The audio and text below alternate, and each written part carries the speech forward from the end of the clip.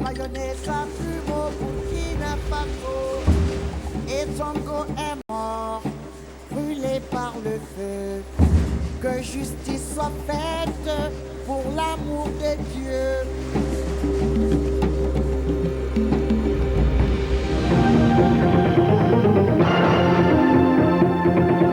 Nous venons d'apprendre la confirmation d'une triste nouvelle qui court depuis ce matin à Ouagadougou.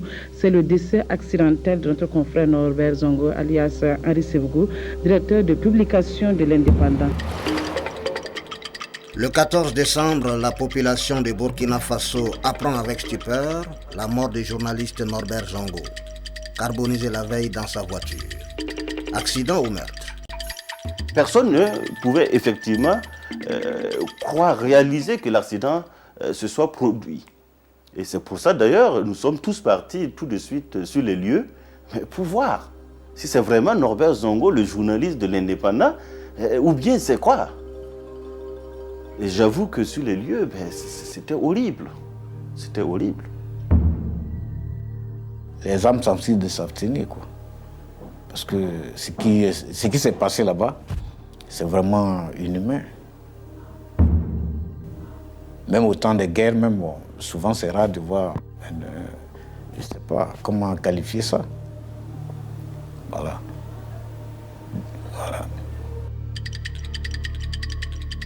C'est le décès accidentel. Ce tragique accident, décès accidentel. Au départ, rappelez-vous, il disait que c'était un accident de la route au départ. La première version officielle, c'est ça.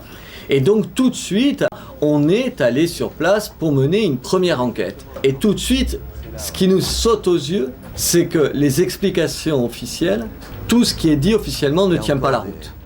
Il était garé, il n'était pas accidenté. Il était garé. Ouais, c'est ça. Non, pourtant, ça veut dire qu'il n'y a pas eu ni collision, il s'est arrêté. Il s'est arrêté.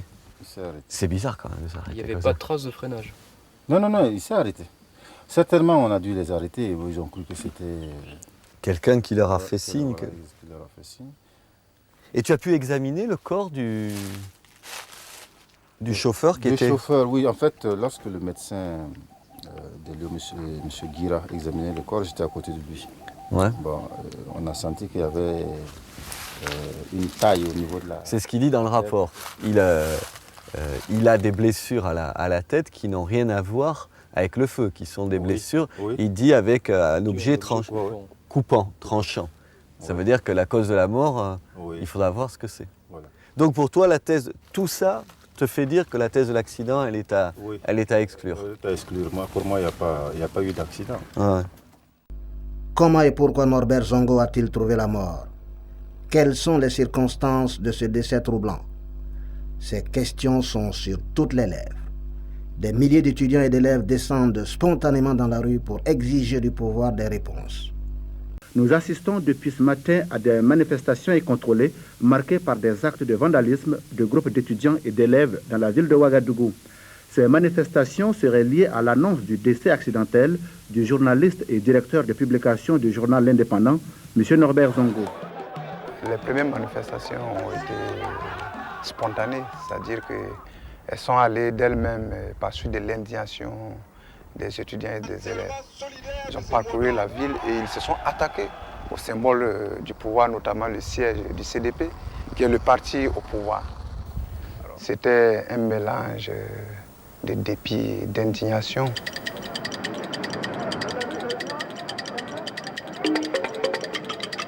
Dans les jours qui suivent, l'indignation se généralise.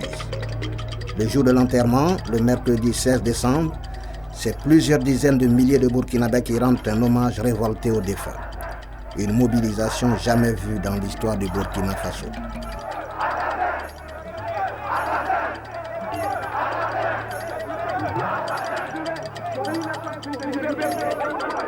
Pourquoi une réaction aussi spectaculaire? Qui était Norbert Zongo pour que sa mort provoque un tel sursaut populaire? Né à Koudougou en 1949, Norbert Zongo trouve rapidement sa vocation, journaliste d'investigation. Sous le pseudonyme Henri Sevgo, il crée le 3 juin 1993 l'hebdomadaire L'Indépendant. Sa devise résonne déjà comme une revendication: la liberté d'informer, le droit de penser.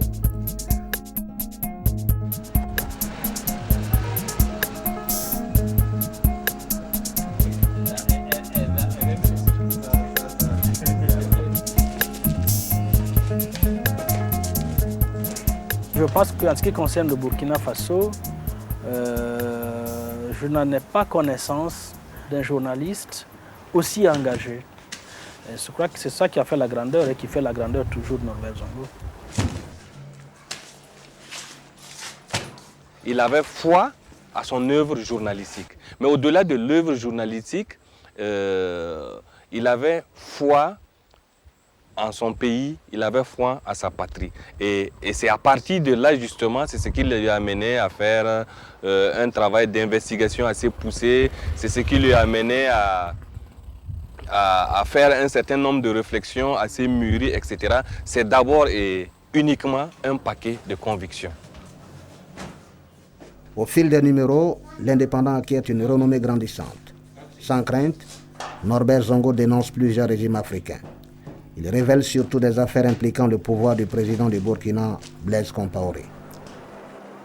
Norbert Zongo touchait de trop près à ce qu'on peut appeler l'aspect mafieux de ce régime, notamment tout ce qui tourne autour de l'escamotage de l'or du Burkina, la spéculation sur les terrains, l'élimination d'indésirables. Il y a quand même une série de crimes politiques depuis le début de ce régime. Et Norbert Zongo a été malheureusement peut-être trop seul à explorer cette dimension.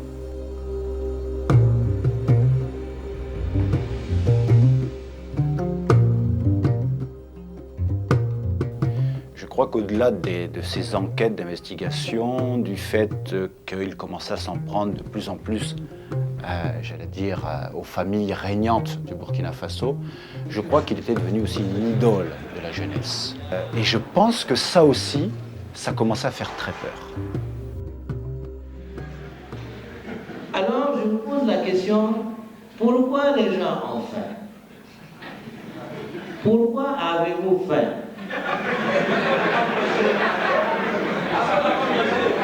Et pourquoi n'avez-vous pas mangé? La question est fondamentale, parce que vous dites, si vous n'avez pas mangé, il y a deux solutions. Ou il n'y a pas de nourriture, ou quelqu'un a mangé votre place. La question qui se pose, est-ce que vous deviez commencer à vous plaindre en disant « j'ai faim », vous devez demander « qui a pris mon plat ?»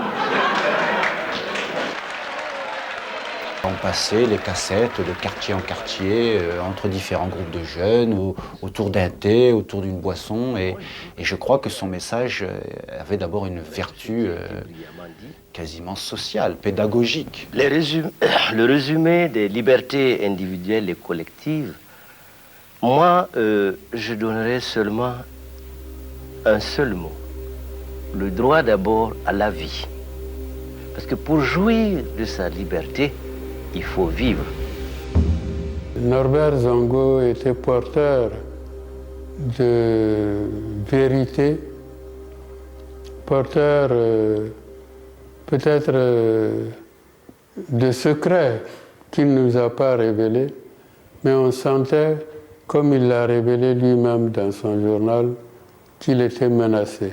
Bon, il a même écrit, là, Tempête Choukran. Bon, il y a sa vieille même qui était venue. Les menaces là, étaient tellement intenses que les gens même arrivaient chez la vieille à Koudougou pour dire à Norbert de faire attention, qu'ils vont te tuer.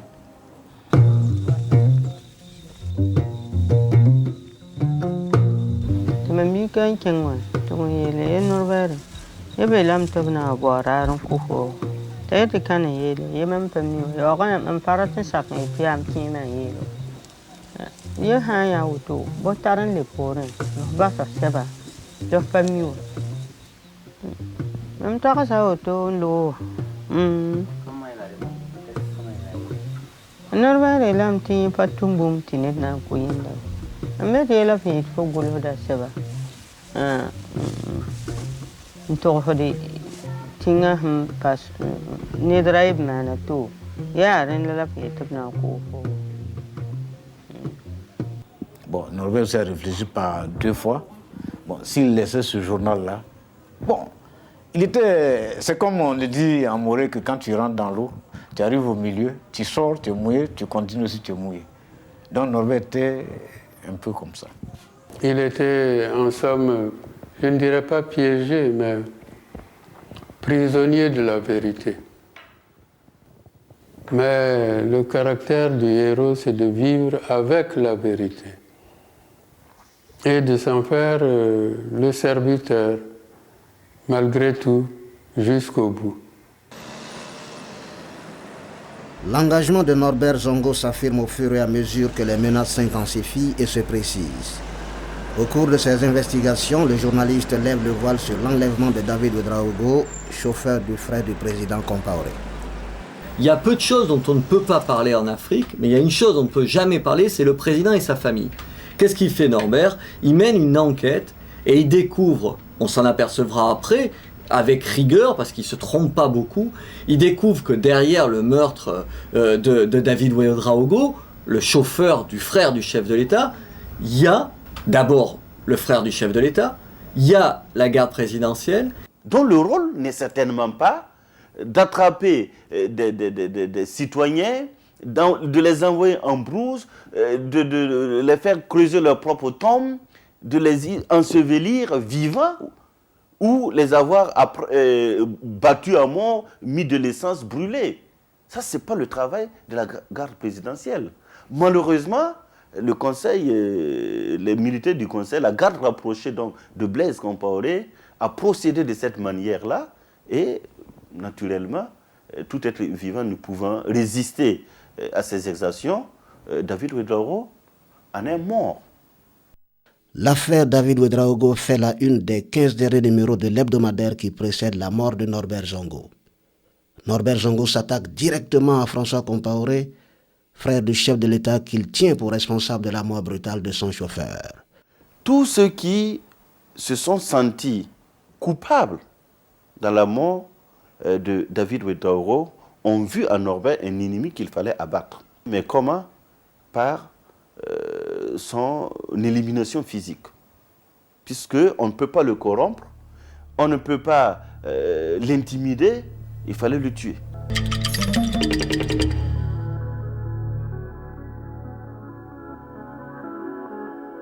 Et le Boribana, bon, c'est l'indépendant qui avait donné ce nom-là.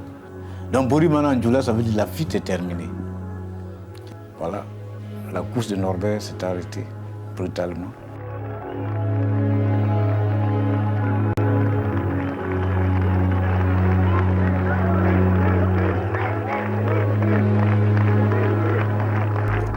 L'assassinat de Norbert Zongo plonge le pays dans une crise sans précédent. Le peuple réclame justice. Après les réactions spontanées, la contestation s'organise. En réduisant le corps de ce valeureux fils du Burkina Faso à 5 kilos de viande, les criminels et leurs auteurs ont fabriqué une bombe de 5 mégatonnes qui va les emporter. Un collectif est créé. Il organise la contestation autour de marches, de meetings et de grèves. Acculé par la pression de la rue, le pouvoir accepte enfin de mettre en place une commission d'enquête indépendante. Cette commission compte 11 membres, parmi lesquels le secrétaire général de Reporters sans frontières, Robert Ménard.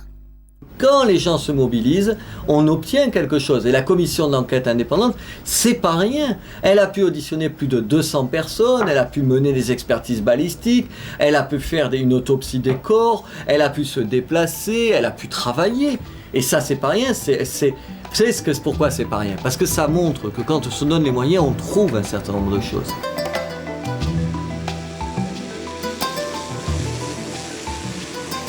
Le 13 décembre 1998, Norbert Zongo et 4 de ses compagnons, arrivant de Sapuy pour aller à son ranch qui est à quelques kilomètres d'ici, la Sicile, arrivés à ces lieux, ils ont trouvé un véhicule 4x4 double cabine qui était stationné par là. De telle sorte que tout véhicule venant est forcé à s'arrêter ou à descendre dans la crevasse ici. Et dès qu'ils se sont arrêtés, il y a des éléments, 4 éléments qui sont sortis des arbustes par là, et il y en a qui sont sortis par derrière, donc qui étaient sur la cabine du véhicule, et ils ont commencé à ouvrir le feu directement. Et il y a d'aucuns qui disent qu'ils ont arrosé le véhicule d'essence, mais en fait ce n'est pas ça. Ils ont une arme particulière qui est une arme incendiaire. Donc, ayant fini, ils ont tiré avec cette arme incendiaire et immédiatement, le véhicule s'est enflammé. Donc, voilà un peu ce qui s'est passé le 13 décembre ici. Le rapport de la commission est rendu public le 7 mai 1999. La conclusion est claire. Norbert est assassiné à cause de ce qu'il écrivait sur l'affaire David Ouedraogo. À propos des auteurs de l'assassinat, la commission désigne nommément 6 suspects sérieux, tous membres de la garde présidentielle. Tous sont également impliqués dans le meurtre de David Ouedraogo. La commission d'enquête a abouti à un certain nombre de choses qui dirigeaient l'ensemble des soupçons vers le pouvoir. Les suspects sérieux, qui sont des hommes, en fait, de la garde rapprochée du président, ça ne peut être autre chose qu'un crime d'État. Vous imaginez un seul instant qu'un militaire se lève, aller sans instruction, tuer un journaliste aussi célèbre que Norbert Zongo? Les 6 suspects tardent à être entendus par un juge et mis en détention. La contestation reprend de plus belle. Le peuple manifeste et exige leur arrestation.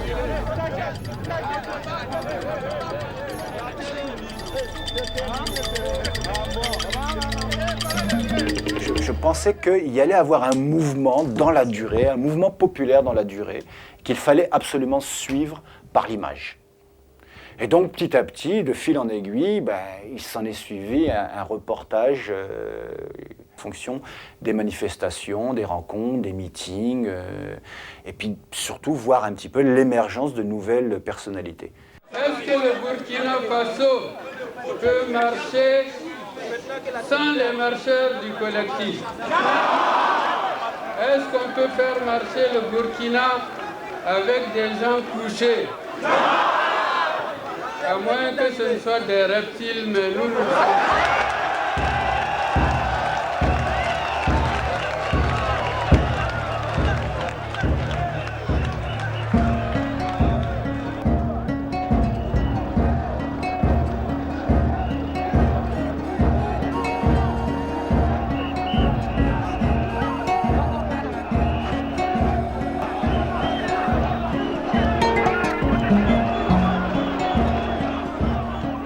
La réaction du peuple burkinabé, ce n'était pas le pouvoir.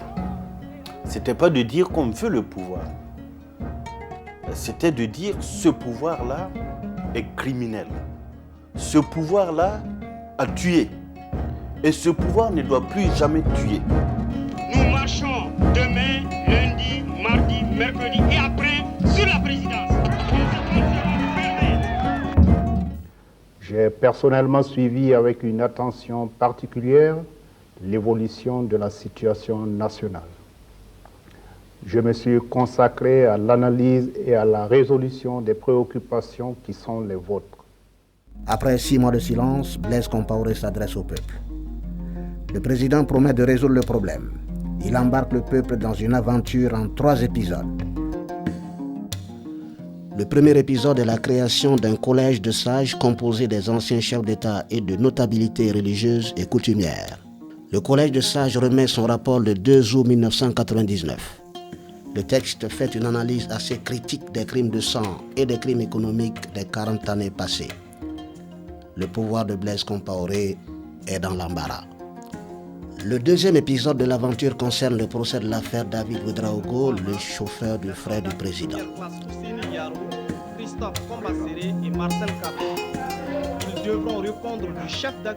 Après le procès David Ouedraogo, le peuple nourrit l'espoir que le dossier Norbert Zongo va enfin être jugé. En lieu et place du procès de l'affaire Norbert Zongo, le pouvoir Compaoré annonce à grands coups médiatiques un 3e épisode, la journée nationale du pardon. Peuple de Burkina Faso, en cet instant solennel, nous demandons pardon et exprimons nos profonds regrets pour les tortures, les crimes, les injustices, les brimades et tous les autres torts.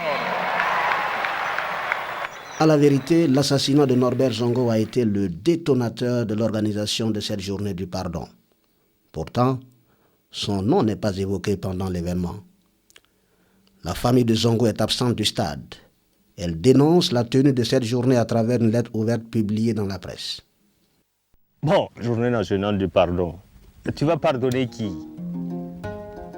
Mais qui a fait quoi?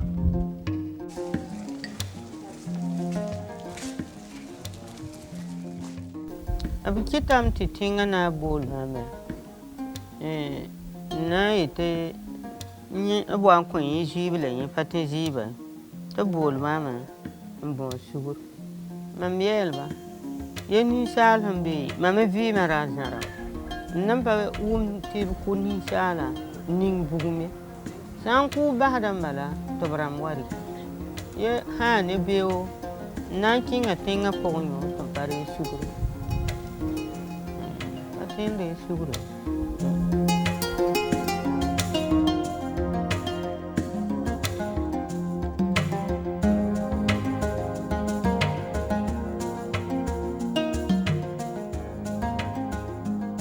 On nous appelle le pays des hommes, le pays des hommes intègres.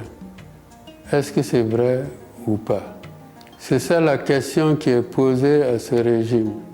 Et tant qu'il n'y aura pas répondu, la crise va perdurer.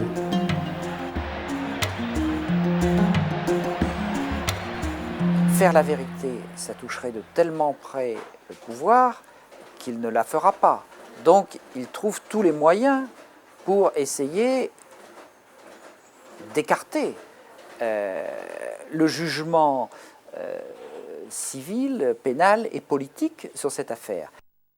Ceux qui sont en prison en ce moment, ils sont en prison pour l'affaire Ouedraogo, pour la mort du chauffeur de François Compaoré, mais pas pour la mort de Norbert Zongo, même si les deux affaires sont liées en tout cas.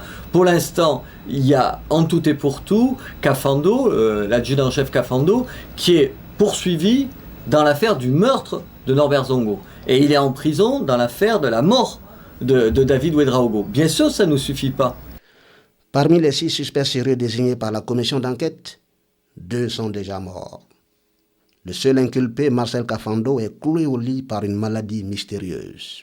Bon, Marcel, s'il a envie d'aller avec son secret dans sa tombe, nous allons prier pour lui. Marcel, c'est un frère. C'est peut-être Marcel a été utilisé. Quelqu'un a envoyé Marcel. Si Marcel meurt, il y a la prescription. En ce qui le concerne, lui, puisqu'il est mort. Mais le dossier n'est pas prescrit. Et ce dossier-là ne sera jamais prescrit tant qu'il n'y aura pas justice et vérité pour Norbert Zongo. C'est un dossier, à mon sens, imprescriptible. Quelles que soient les décisions des juges dans cette affaire, je pense que tôt ou tard, le peuple lui-même tirera les conséquences. Est devenu mon confrère, il s'appelle Norbert Zongo. 5 ans plus tard, le dossier piétine en justice. Le collectif commémore cet assassinat et continue de réclamer justice. Au fil du temps, le mouvement de revendication s'internationalise. Amnesty International, Reporters sans frontières, qui perturbent la visite officielle du président Compaoré en France, sont tous déterminés à obtenir justice pour Norbert Zongo. Des artistes peignent, écrivent et chantent pour Norbert Zongo. Parmi eux, le célèbre reggaeman ivoirien Alpha Blondy.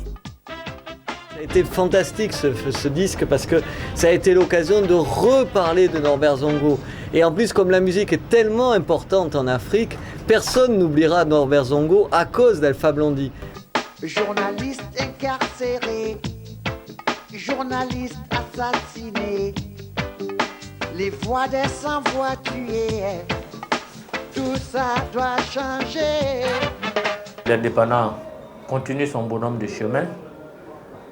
Il paraît régulièrement toutes les semaines et cela constitue pour nous une fierté parce que ceux qui ont tué Zongo voulaient en fait enterrer l'indépendant et 5 ans après l'assassinat de Zongo, le journal continue de paraître. Bon, l'avenir de l'indépendant dépend de Burkinabé. Voilà. Parce qu'on n'écrit pas pour entasser dans la chambre. On écrit pour des gens. Bon, c'est vrai qu'on ne peut plus faire comme Norbert. Norbert était exceptionnel. Peuple du Burkina, vous savez que la justice fait son travail. Le problème reste posé. Tôt ou tard, il faudra le résoudre.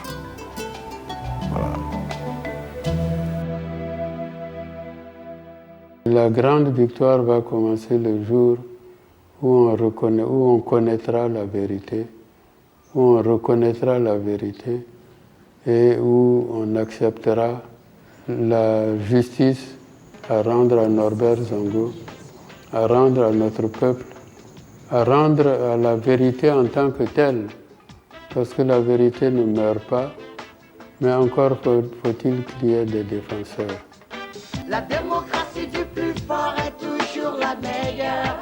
Ça se passe comme ça. Entre le marteau et l'enclume, les plumes se barricadent derrière leur une. Journalistes incarcérés, journalistes assassinés, les voix des sans-voix tuées. Tout ça doit changer.